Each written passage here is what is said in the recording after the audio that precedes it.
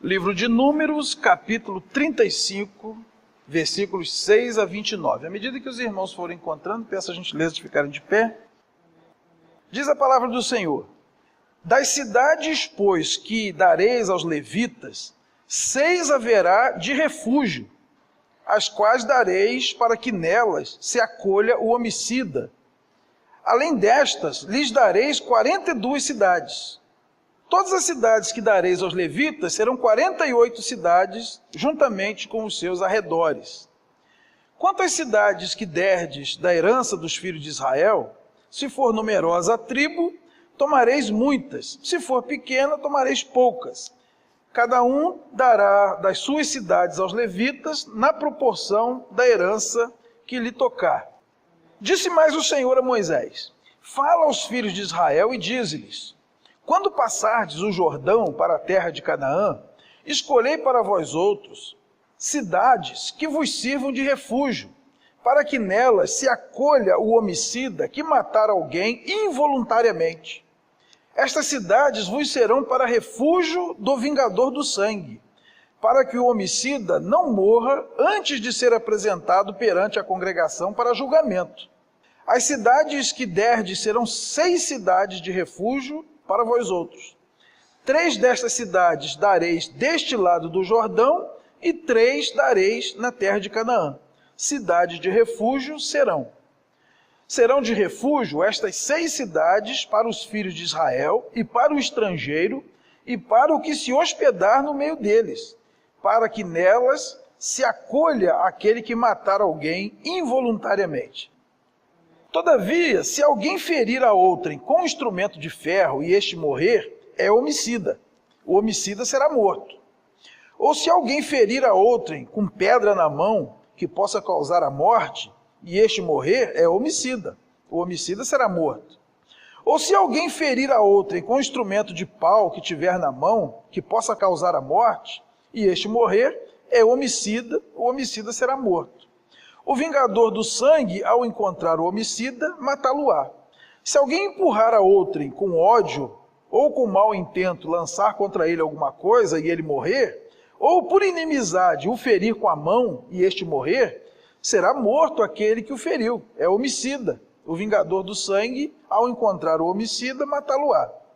Porém, se o empurrar subitamente, sem inimizade, ou contra ele lançar algum instrumento sem mau intento, ou não o vendo deixar cair sobre ele alguma pedra que possa causar-lhe a morte, e ele morrer, não sendo ele seu inimigo, nem o tendo procurado para o mal, então a congregação julgará entre o matador e o vingador do sangue, segundo estas leis, e livrará o homicida da mão do vingador do sangue, e o fará voltar à sua cidade de refúgio, onde se tinha acolhido. Ali ficará até a morte do sumo sacerdote, que foi ungido com o santo óleo.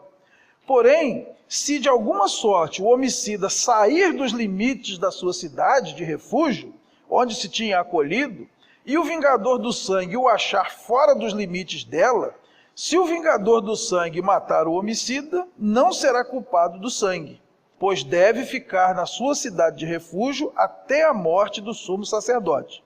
Porém, depois da morte deste, o homicida voltará à terra da sua possessão. Estas coisas vos serão por estatuto de direito a vossas gerações em todas as vossas moradas. Vamos orar? Senhor, graças te damos. Graças te damos mais uma vez por esse grande privilégio. É uma bênção para nós poder viver como família. É bom demais poder congregar na presença do Senhor, saber que o Senhor está no nosso meio e que nós fazemos parte uns dos outros. E agora, Senhor, graças te damos pela Tua palavra. A Tua palavra nos alimenta, a Tua palavra nos embeleza, a Tua palavra nos edifica, nos limpa. A Tua palavra é tudo para nós. Eu quero pedir que o Senhor agora alargue a nossa capacidade de entendimento, porque por nós mesmos, nós não temos como entender a Tua palavra, porque ela é um mistério, ela é espiritual. E nós pedimos então a presença do Teu Espírito, atuando em nós, para que aquilo que o Senhor quer nos dizer, seja entendido e que vire prática, vida diária, para a honra, louvor e glória do teu nome. É o que nós te pedimos em nome de Jesus. Amém. Pode sentar, queridos. Há um refúgio para os pecadores. Esse é o tema que eu quero compartilhar com a igreja nessa oportunidade. Nesse texto que nós lemos, o Senhor deu instrução a Moisés para que, quando a terra de Canaã, a terra prometida, fosse conquistada e fosse distribuída entre as tribos, da parte que caberia aos levitas, deveriam ser separadas 6 cidades para servir como cidade de refúgio. A cidade de refúgio era o lugar para onde poderia correr alguém que matasse uma pessoa sem intenção. E de fato, quando Josué repartiu a terra, ele cumpriu essa determinação, instituindo 3 cidades de um lado do Rio Jordão e 3 cidades do outro lado do Rio Jordão. Nós podemos conferir isso lá em Josué, no capítulo 20, versículos de 1 a 6. Então, uma vez que o pecador involuntário adentrasse os muros dessa cidade, ele não poderia sofrer a vingança dos parentes da vítima. Ele chegava à cidade, expunha sua causa aos anciãos, a sua causa era julgada, e se de fato ficasse demonstrado que o que aconteceu foi involuntário, ele deveria ficar morando ali na cidade até a morte do sumo sacerdote. Morrendo o sumo sacerdote, a sua pena estava paga. Ele poderia então sair da cidade, voltar para sua casa e seguir a sua vida normalmente. O estabelecimento das cidades de refúgio é uma das muitas manifestações da graça de Deus no Antigo Testamento. Nós às vezes lemos a Bíblia e achamos que no Antigo Testamento só tem lei. E no Novo Testamento só tem graça. Mas se nós lermos com atenção, nós vamos ver muitas manifestações da graça de Deus no Antigo Testamento. Não devemos ler a Bíblia achando que o Deus do Antigo Testamento é um, aquele Deus irado, zangado, que só pune, e o Deus do Novo Testamento é outro, né? Um Deus bonzinho, Papai Noel, que só abençoa. Deus é um só. Tudo aquilo que nós encontramos no Antigo Testamento são sombras, símbolos e tipos das coisas que viriam no Novo Testamento. Sendo assim, as cidades de refúgio também são um tipo de Cristo. Então, a primeira coisa que eu quero compartilhar com a igreja, em primeiro lugar, qualquer um está sujeito a pecar, ainda que sem intenção. Olha o que diz Romanos 7, de 15 a 25. Porque nem mesmo compreendo o meu próprio modo de agir, pois não faço o que prefiro e sim o que detesto. Ora, se faço o que não quero, consinto com a lei que é boa. Neste caso, quem faz isso já não sou eu, mas o pecado que habita em mim.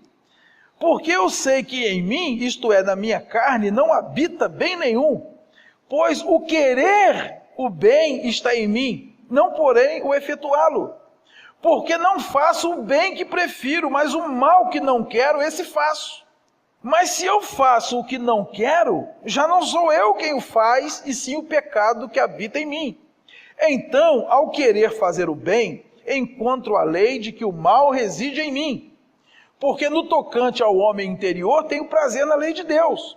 Mas vejo nos meus membros outra lei, que guerreando contra a lei da minha mente, me faz prisioneiro da lei do pecado que está nos meus membros. Desventurado homem que sou, quem me livrará do corpo desta morte? Graças a Deus por Jesus Cristo nosso Senhor. De maneira que eu de mim mesmo, com a mente, sou escravo da lei de Deus, mas segundo a carne, da lei do pecado. Nesse texto nós ouvimos o dilema do apóstolo Paulo, no seu testemunho pessoal, que reconhece a existência do mal em seu interior, e que de vez em quando esse mal prevalecia. Ele reconhece que em várias situações ele não fazia o bem que ele queria, que ele achava certo, mas o mal que ele detestava. Esse é o dilema de todos nós crentes. Nós, às vezes, deixamos com que o pecado prevaleça na nossa vida. E quando nós percebemos, já aconteceu. É claro que ninguém tem licença para pecar, né? A Bíblia é bem clara. Quando nós lemos em 1 de João, capítulo 2, versículo 1, nós vamos ver escrito lá: filhinhos meus, estas coisas vos escrevo para que não pequeis. Se todavia alguém pecar, temos advogado junto ao Pai, Jesus Cristo, o justo. Então, a Bíblia nos dá orientações e o Espírito Santo nos dá capacidade para não pecar. Ponto. Mas, se todavia alguém pecar, isso aí aponta para um acidente de percurso, um acaso, algo que acontece sem premeditação, no momento de fraqueza, de dor, de medo, de dúvida. Mesmo sabendo que aquilo é errado, nós às vezes sucumbimos. Ninguém acorda de manhã, abre a janela e diz: mas que belíssimo dia para pecar. Aí nós pecamos. Em 1 de João, capítulo 1, versículo 8, vai dizer: se alguém disser que não peca, é mentiroso. E no verso 10 vai dizer: se alguém disser que não peca, faz de Deus um mentiroso. Porque Deus disse na Bíblia que todos pecam. Então, queridos, qualquer um de nós, seres humanos, estamos sujeitos a errar. Nenhum crente verdadeiro quer pecar, irmãos. Quem peca e gosta não é crente. Mas a nova criatura, quem nasceu de novo, odeia o pecado, tem nojo do pecado. Mas infelizmente a Bíblia diz que todos os crentes pecam. Então, para esse tipo de pecado, há um refúgio. Aquele pecado que nos dói, aquele pecado que nos adoece, aquele pecado em que nós ficamos com raiva de nós mesmos. Há remédio para ele. Nós podemos correr para a cidade de refúgio. A Bíblia diz, irmãos, que às vezes nós pecamos até sem saber que estamos pecando. Levítico capítulo 4, por exemplo, trata dos pecados por ignorância.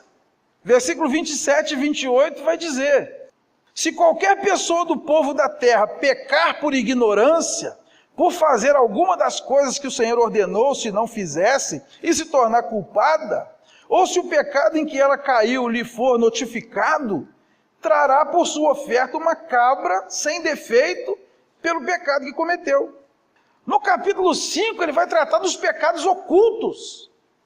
No capítulo 5, 17 a 19, ele vai dizer: e se alguma pessoa pecar e fizer contra algum de todos os mandamentos do Senhor aquilo que se não deve fazer, ainda que o não soubesse, contudo será culpada e levará sua iniquidade. E do rebanho trará ao sacerdote um carneiro sem defeito, conforme a tua avaliação, para a oferta pela culpa, e o sacerdote por ela fará expiação no tocante ao erro que por ignorância cometeu, e lhe será perdoado. Então, o pecado involuntário é pecado também. Precisa de arrependimento também. O salmista, Davi, ele pede perdão a Deus pelos pecados involuntários. Olha o que está escrito no Salmo capítulo 19, versículo 12. Quem há que possa discernir as próprias faltas? Absolve-me das que me são ocultas. A nossa situação é tão precária, é tão miserável, como seres humanos caídos, que às vezes nós pecamos e o alarme nem soa mais. Às vezes a gente peca e nem sabe que está pecando. Agora, se o pecado é deliberado, aí já é outro departamento. Olha o que diz em Hebreus capítulo 10, versículo 26. Porque se vivermos deliberadamente em pecado, depois de termos recebido o pleno conhecimento da verdade, já não resta sacrifício pelos pecados. Não queira dar uma de espertinho para com Deus. Dizer assim: a gente vai lá, faz, depois a gente pede perdão. A Bíblia diz aqui que esse tipo de pecado é tratado diferente. Não vou dizer aqui que seria um pecado imperdoável, quem sou eu para dizer isso? Mas Deus trata de outra maneira. Então Deus, quando olha para nós, Ele consegue diferenciar os pecados que são da natureza humana, os pecados que nós lutamos contra eles. E quando nós pecamos, nós nos iramos contra nós mesmos. Nós corremos para Deus para pedir perdão. Nós corremos para as pessoas para pedir perdão. Deus me livre, eu não quero esse pecado na minha vida. É um pecado involuntário, sem intenção. Então, para isso foi instituída a cidade de refúgio. Se a pessoa matou com intenção, não tem refúgio. É lei. Agora, se a pessoa matou sem querer, havia cidade de refúgio para que ele tivesse um julgamento justo e a pena dele pudesse ser expiada. Ele matou, mas não teve intenção. Então, queridos, quando nós falamos que o crente peca, nós não estamos falando do pecado doloso. O verdadeiro crente não peca dolosamente. Sem prejuízo da nossa responsabilidade de orar, de vigiar, de fugir da aparência do mal, de resistir ao diabo, de tudo aquilo que a Bíblia diz. E quando todas essas peneiras falham e nós pecamos, Deus sabe dentro de nós a decepção que nós temos conosco mesmo. E Ele então preparou que houvesse refúgio para esse tipo de pecador. Em segundo lugar, o adversário não tem misericórdia. Quando nós lemos em João capítulo 10, versículo 10, o que nós encontramos lá? O ladrão vem somente para roubar, matar e destruir. Para o diabo, nosso inimigo, eu não quero saber se foi por querer, se foi sem querer. Ele vem executar a vingança. Segundo a lei da época, era olho por olho, dente por dente. Então, o parente mais próximo de uma vítima, que era chamado de o vingador do sangue, ele tinha legalidade para matar a pessoa que tirasse a vida de alguém da sua família. O vingador não queria saber se a ofensa foi causada de forma voluntária ou involuntária. Ele estava pronto a executar a vingança contra o ofensor. Agora, quem é o grande adversário do pecador e do ser humano de um modo geral? O diabo. O texto que nós lemos diz que ele vem somente para roubar, matar e destruir. A Bíblia diz que os nossos pecados deram a ele legalidade para agir nesse mundo. Quando lemos em 1 de João capítulo 5, 19, veremos lá: o mundo inteiro jaz no maligno. Por meio de um homem entrou o pecado no mundo. E por meio do pecado, a morte e tudo de ruim que existe. Apocalipse capítulo 12, versículo 10 diz assim: então ouvi grande voz do céu proclamando: agora veio a salvação, o poder, o reino do nosso Deus e a autoridade do seu Cristo, pois foi expulso o acusador de nossos irmãos, o mesmo que os acusa de dia e de noite diante do nosso Deus. O nosso adversário, ele nos acusa dia e noite. Ele busca uma ocasião para nos penalizar pelos nossos pecados. Quando nós lemos lá no livro de Jó, no capítulo 1, versículo 6, e também no capítulo 2, versículo 1, quando os filhos de Deus vieram se apresentar ao Senhor, veio também o Satanás entre eles. O que o Satanás diz? Jó, ele é um interesseiro. Ele só teme a Deus em busca de vantagens pessoais. Aí Deus disse: não, eu conheço meu servo, pode tirar tudo que ele tem. Tirou, Jó não blasfemou. Ele volta. Ah, mas isso aí é porque não tocou na carne dele. As coisas vão e vêm, mas se você tocar na carne dele, ele blasfema. E Deus diz: pode tocar, só não pode matar.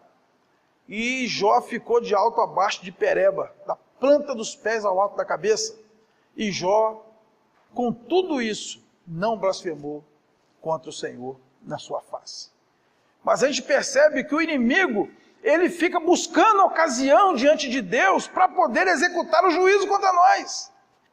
Em Lucas, no capítulo 22, versículo 31, o diabo pede permissão a Jesus para tentar Pedro. E Jesus disse: eu permiti. Às vezes é necessário que Deus permita. Ora para a gente aprender, voltar a priorizar Deus.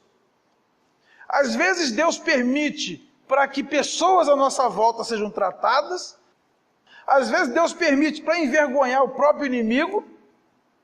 Mas o fato é que o nosso adversário, dia e noite, ele nos acusa diante do Pai e ele busca ocasião para exercer a sua vingança contra nós. O vingador do sangue é um tipo do adversário. Mesmo o pecador involuntário, se o vingador do sangue o encontrasse fora dos muros da cidade, matava. Ele não queria saber o que aconteceu, queria sangue. O nosso inimigo é assim também.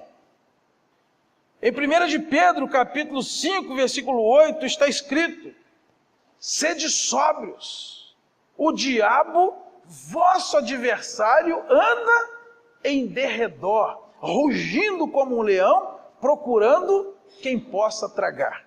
Então, o que dá legalidade ao diabo, ao adversário, para agir em nossa vida? O pecado.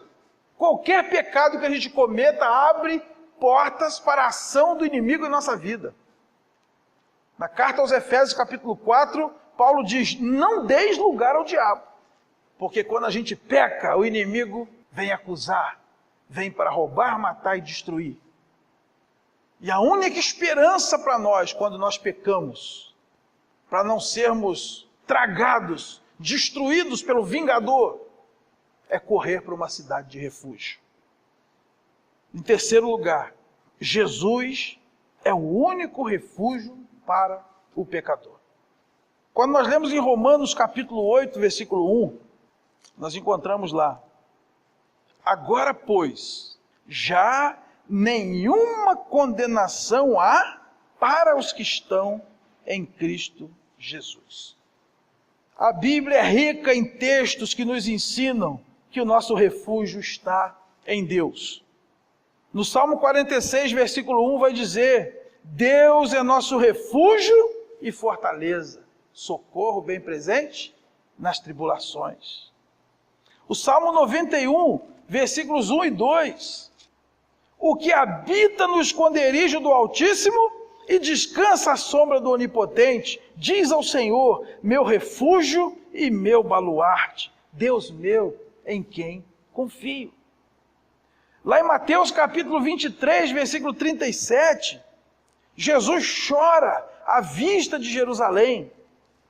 E ele diz o seguinte: Jerusalém, Jerusalém, que matas os profetas e apedrejas os que te foram enviados.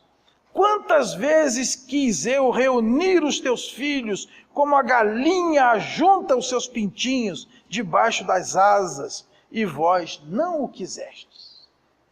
A cidade de refúgio para o pecador involuntário era como as asas da galinha, para aqueles pintinhos se protegerem da chuva, do gavião, do gambá, ou de quem quer que seja. Tenta botar a mão no pintinho para você ver só carreira que você vai tomar. Deus quer nos proteger assim. Deus quer nos dar um refúgio assim. O diabo ele pode nos acusar dia e noite, mas na nossa Bíblia está escrito que ninguém pode intentar acusação contra os eleitos de Deus, porque é Deus mesmo quem os justifica. Isso está em Romanos capítulo 8, versículo 33. Assim como o pecador podia se abrigar nas cidades de refúgio e não sofrer a pena capital, nós também podemos nos refugiar em Cristo e receber perdão pelos nossos pecados. Queridos, que todos nós pecamos é fato, mas que todos nós podemos ser perdoados dos nossos pecados também é fato. Em Hebreus capítulo 4, versículos de 13 a 16, vai dizer para nós: e não há criatura que não seja manifesta na sua presença. Pelo contrário, todas as coisas estão descobertas e patentes aos olhos daquele a quem temos de prestar contas. Tendo, pois, a Jesus, o Filho de Deus, como grande sumo sacerdote que penetrou os céus, conservemos firmes a nossa confissão. Porque não temos sumo sacerdote que não possa compadecer-se das nossas fraquezas. Antes, Foi ele tentado em todas as coisas, a nossa semelhança, mas sem pecado.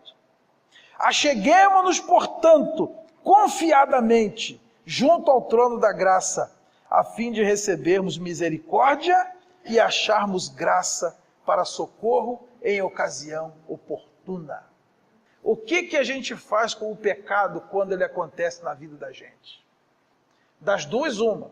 Ou nós corremos para Cristo em arrependimento, em confissão, ou nós ficaremos à mercê do adversário, do vingador, daquele que veio para roubar, matar e destruir. Jesus é o único refúgio para o pecador. Concluindo, todos os seres humanos estão sujeitos a pecar, ainda que involuntariamente. Quando pecamos, damos legalidade ao adversário para se levantar contra a nossa vida. E a nossa única esperança é correr para a cidade de refúgio. Jesus Cristo é o nosso refúgio. A regra é não pecar. Mas se todavia alguém pecar, nós temos uma cidade de refúgio. Porque está escrito, se confessarmos os nossos pecados, Ele é fiel e justo para nos perdoar os pecados e nos purificar de toda a injustiça. O que nós vamos fazer com nossos pecados, se por acaso eles aparecerem? Vamos ficar com vergonha de Deus, esconder dele, como fez Adão? Vamos camuflar e sermos hipócritas, como faziam os fariseus? Vamos ficar à mercê do vingador para roubar, matar e destruir tanto a nossa vida espiritual quanto tudo que nós temos? O convite de Deus é que entremos na cidade de refúgio e alcancemos graça em ocasião oportuna. O convite é para mim, para você e para todos os seres humanos. Amém, queridos? Vamos ficar de pé?